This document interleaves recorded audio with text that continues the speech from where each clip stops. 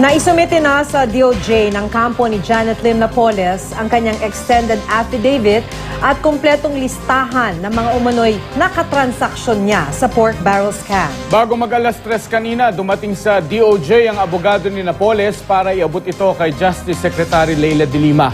Ayon kay Attorney Butch Rivera, narrative ito ng lahat ng nalalaman ni Napoles kaugnay ng scam. Layunin daw ni Napoles na maging state witness sa kanyang tell-all affidavit. Pinag-iisipan naman ni De Lima kung personal niya itong iaabot sa Senado o ipapadala na lang sa isang sealed envelope kasama ng kasabay ng transmittal letter. Muli namang pakiusap ni De Lima, wag daw sanang agad isapubliko ng Senado ang laman ng affidavit ni Napoles, oras na mapa sa kamay nila ito. Magbibigay din daw siya ng kopya sa ombudsman pero hihintayin pa raw ni De Lima ang iba pang dokumentong kailangan. Samantala, inihahanda na rin ng DOJ ang digital files ng whistleblower na si Ben Horluy. Ipinapasabpi na rin ito ng Senado. Dito raw nakalagay ang financial records ng mga nakatransaksyon umano nila sa ilalim ng mga Napoles NGO.